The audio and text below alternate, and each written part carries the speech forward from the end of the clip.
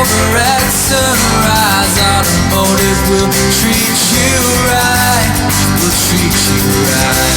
All right, 6 minutes after 10 o'clock. It's Tuesday. Matt Gibbs is starting to do his shows in 2016 on Tuesdays. So those who are familiar with Matt's show on Mondays, that's why you're hearing it today. And for those who never have listened on Tuesdays and heard an auto repair show, this is welcome to the show. Matt Gibbs is here.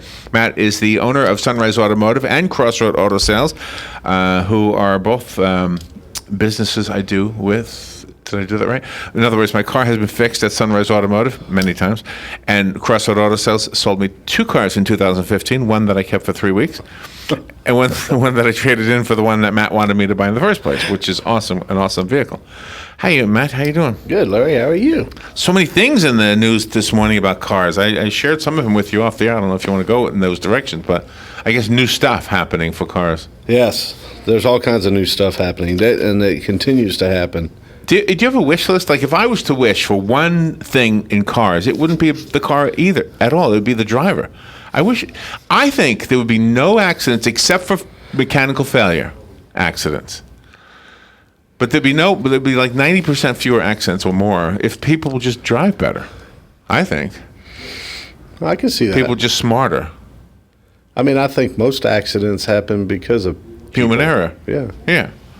I think so. I mean, how many times have you seen somebody slamming on the brakes and just miss hitting something because they weren't looking up, because the car in front of them was stopped? Yep, absolutely. I've seen that on 200 a number of times. It's scary. Yep, and sometimes they don't. Sometimes they don't miss. No. Makes you not want to drive, right? Do you think this anti-crash technology will ever absolutely make it rare that we'll have accidents? I don't know if it'll make it rare, but one of the things that I see, and I've seen because I've been doing this a long time since, I started working for General Motors back in the early '80s. Yeah. So, and over the last 20, 25 years, I have definitely seen where they have really progressed as far as safety is concerned. With the airbag systems coming out and the anti-lock brakes that they have, and it just amazes me how they can factor in and figure out and do research and development of technology. Things that back if you were, let's go back to the 70s and you're driving a car in the 70s and you're talking about anti-lock brakes. Right. That would be like, what? Well, yeah. So help me understand the anti-lock brakes. I'm assuming the vehicle I saw 3 weeks ago that stepped on her brake, the lady who stepped on her brakes and skidded to a stop just before crashing into the back end of a car on 200.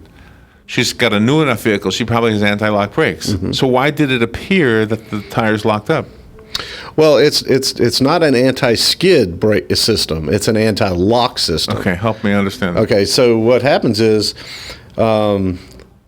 let's say we don't have an anti-lock braking system on a car, and you're in a situation where you have to slam on the brakes and the car begins to slide. I don't care what you do with the steering wheel. You could turn it all the way to the left, you can turn it all the way to the right, and you're going to continue to slide in the direction that the car was heading when all the brakes locked up. Okay? With anti-lock brakes, what it does is one of the first brake systems that came out on the General Motors side was called a Tevis.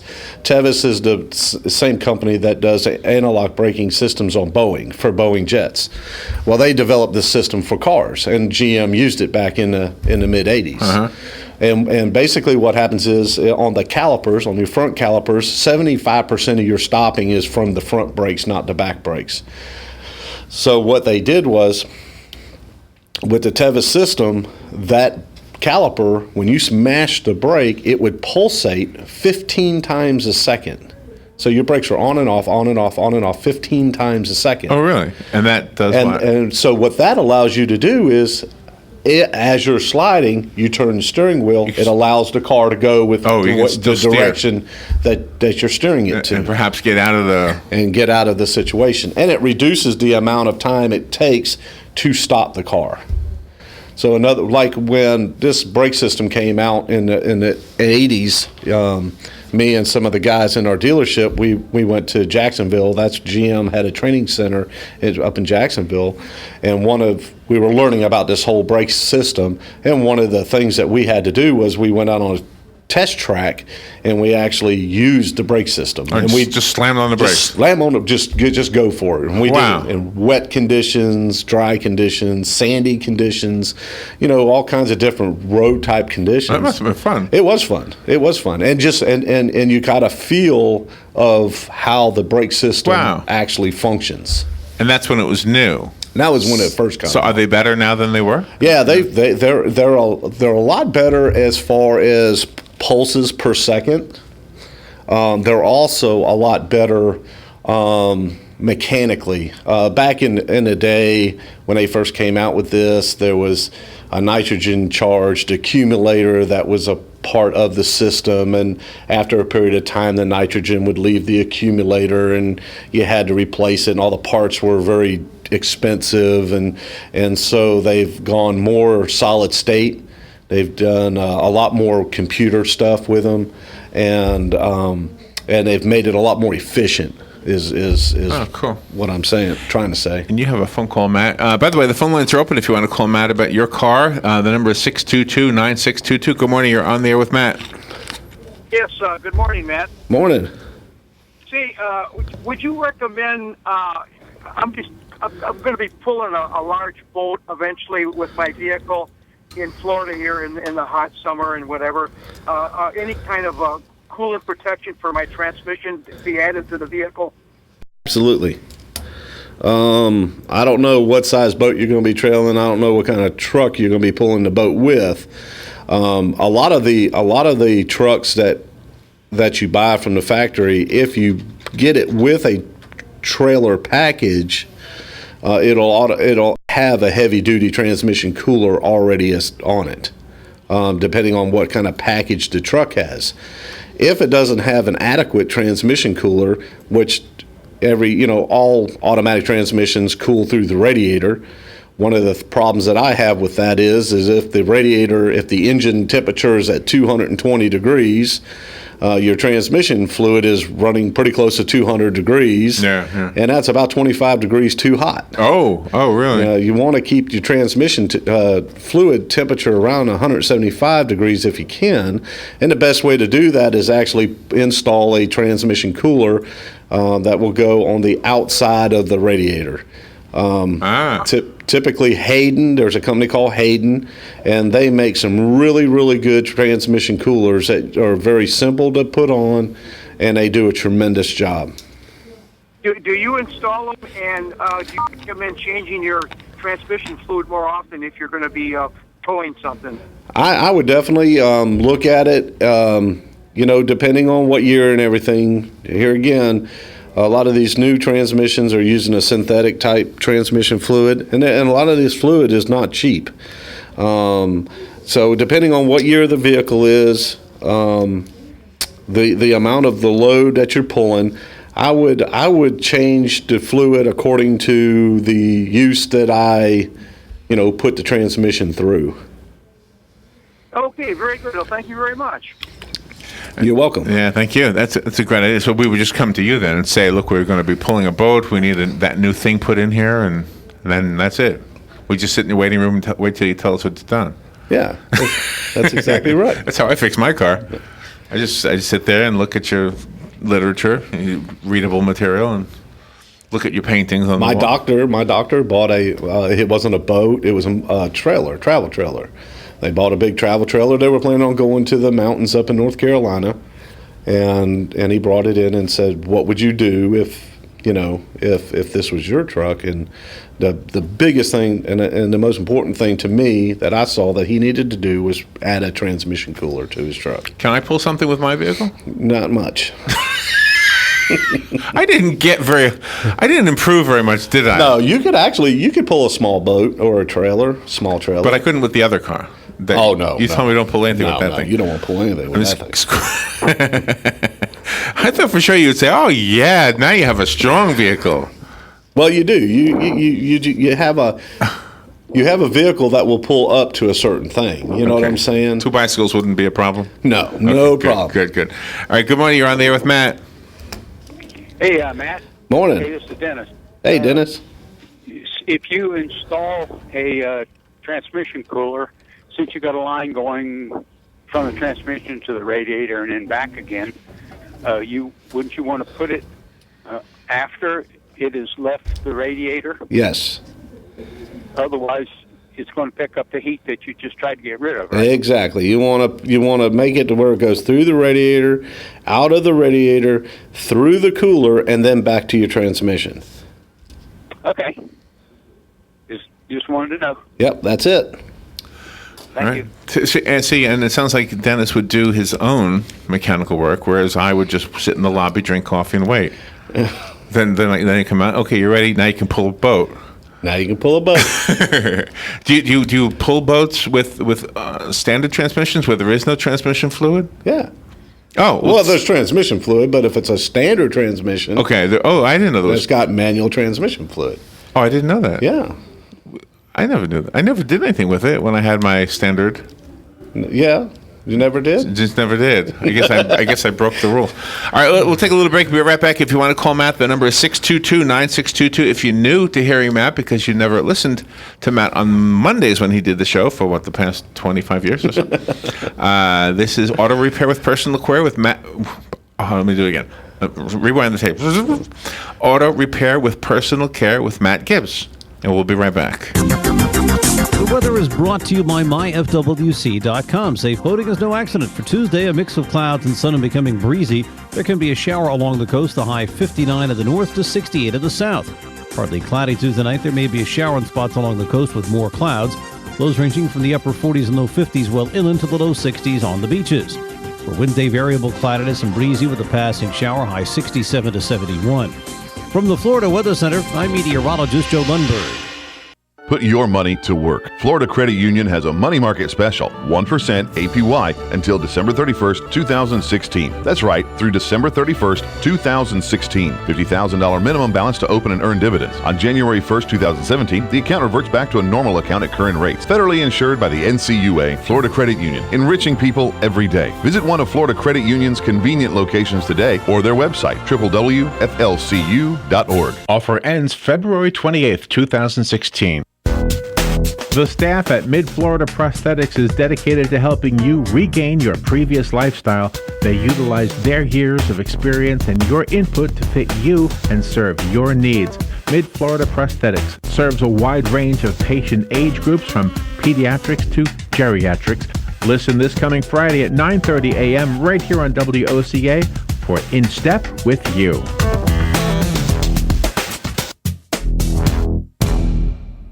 Hey, Matt, I know Sunrise Automotive does auto stuff, but I need some tires for my truck. Can you recommend someone? Yes, I can. We do that. No, I mean, I need them installed and balanced and all that. Yep, we do that. Well, my son needed his windows tinted. Yep, we do that. I need my too. seat replaced. Yep, we do that too. I need a new roof line, and a new spoiler, and a new truck. Yep, we can even do that too. Okay, I get it. I suppose you can also do a radio show too. Well, as a matter of fact, join me, Matt Gibbs from Sunrise Automotive, every Tuesday at 10 for auto repair with personal care right here on The Source. You answered the question right there. I was hoping you had done a new promo for the new day. Okay, good. I'm glad you did. Okay. And you have somebody on the phone. Good morning. You're on the air with Matt. Yes, good morning. I was driving in South Ocala the other day, and almost diagonally across from Bellevue Santos Elementary is a used car dealership that says Sunrise Auto. Is that affiliated with you? It is not. It used to be, but it is no longer. Sunrise Auto. It's Sunrise Auto Sales, and I did start Sunrise Auto Sales, and I sold the Sunrise Auto Sales part of it and kept the Sunrise Automotive. Oh, just wanted to know. There you go. Thank you very much. You're welcome. Oh, that's interesting. So, but now you have a car dealership again with a different name, Crossroad Auto Sales. Crossroad Auto Sales. Well, and what I would like to say about my experience buying a car from you was that you were, you were real. First of all, I trust you with the cars. So, that's the most important part, is if you're going to buy a car from a used car dealer, you have to know that the person who's selling it to you knows something about cars. and I don't know anything about them, so I have to always depend on somebody else. There's a lot of dealers out there that don't know nothing about cars. I know. I don't know that. I would assume that, though. Because I could work at a car dealership just because I could sell something, I guess. I don't know how good I'd be. I'd be horrible, actually, but I wouldn't know. I wouldn't know how to answer the questions other than what I was told to say. Oh yeah, it's got a radio. or what you saw. If you worked at a place, like if you worked at Sunrise and Crossroad, you would get to see what the car goes through. So by seeing what the car goes through, okay, then you can relate to it. Because I have a problem selling something that I don't believe in. That I don't trust or I don't know. Right. But I know what we do to these cars when I go buy these cars, outside and bring them in. Right. I know what they go through. I know the process that they go through. I know what happens to them. So therefore, I can confidently sell these things. And you have another phone call. Good morning. You're on there with Matt. Good morning. Morning. I wonder how important is it to change power steering fluid, also brake fluid? Well,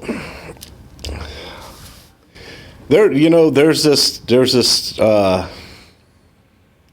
I'm going to speak probably outside of our industry's specific direction and instruction.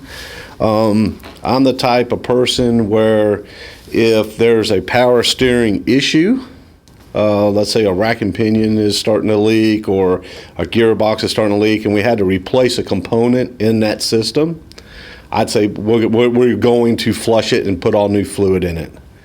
The same thing with the brake fluid system. Unless it got contaminated, somebody added something to it that's not supposed to be there, it's nice and clear. I don't do a brake job and then just try to sell people a brake fluid replacement flush thing that a lot of other companies do. There's really no need for it. Now, if a wheel cylinder's leaking or you have to replace some calipers, then yes, then we flush it out. And here's one of the biggest reasons why. Let's say the rear end, the rear differential, the power steering system, the brake system, they're not really, there's no other contaminants that can enter in unless something does enter in. And if something does enter in, you want to replace all the fluid regardless. So unless we have to go in and repair something or change something, I don't recommend that someone comes in and say and just for the sake of replacing power steering fluid or brake fluid. You still there? No, I think he hung up. That was an interesting question though, because how many people would think, gosh, you've got to replace this fluid, you got to flush this out, but not that. I mean, how would you just determine that?